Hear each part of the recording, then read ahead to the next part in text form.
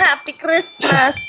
നിങ്ങൾക്കൊക്കെ December 25 Christmas ആയിരിക്കടി. എനിക്കിന്ന് എന്റെ ആത്മാർത്ഥ പ്രണയം അവസാനിച്ചതിന്റെ 4-ാം വർഷമാണ്.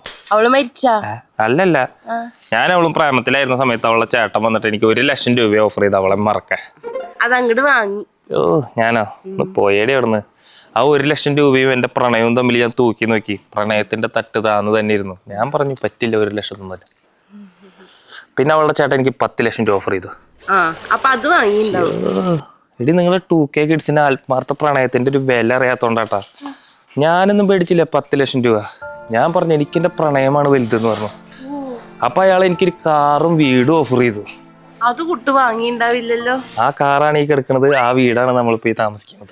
അപ്പൊ ആ 10 ലക്ഷം രൂപ തനിക്ക് വാങ്ങായിരുന്നില്ലേ? എനിക്ക് ബുദ്ധിയില്ല. ആ 10 ലക്ഷം ഞാൻ മേടിച്ച് വീട്ടിൽ കൊണ്ടെന്ന് വെച്ചാൽ അയാൾ നേരെ പോലീസ് സ്റ്റേഷനിൽ പോയിട്ട് പരാതി കൊടുക്കും. വീട്ടിൽ നിന്ന് 10 ലക്ഷം പോയി എന്ന് പറഞ്ഞിട്ട് പോലീസുകാർ നേരെ വീട്ടിൽ വരും. ഈ സാധനം 10 ലക്ഷം എടുത്തോണ്ടു. 10 ലക്ഷം ആൾക്ക് കിട്ടും. ഞാൻ കള്ളന്നുള്ള പേരായിട്ട് ജയിലിൽ പോവും. അവളെ വേറെ കെട്ടിച്ചു വിടും. പിന്നെ എനിക്ക് വേറെ പെണ്ണ് കിട്ടൂ. ഒരു മിനിറ്റ്, ഈ കണ്ണട രണ്ടും പുതിയത് എവിടുന്നാ? ഇത് ശോഭ സിറ്റിയിൽ ഐ ഒപ്റ്റിക്സിൽ ബൈ 1 get 1 ഓഫറും ഒരെണ്ണം എടുക്കുകയാണെങ്കിൽ 40% ഓഫർ നടക്കുന്നുണ്ട്. അതിൽ വാങ്ങിയതാണ്. വേറൊരു ചേട്ടൻ ഒരു പ്രത്യേക സാഹചര്യത്തിൽ എനിക്ക് അതും മേടിക്കേണ്ടി വന്നു. താനായിട്ടൊരു ഇടപാട് ഞാൻ ഇനി ഇവളുടെ ചേട്ടന്റെ അടുത്ത് ഞാൻ എന്റെ ആവശ്യമുള്ള എന്താണ് മേടിക്കുക?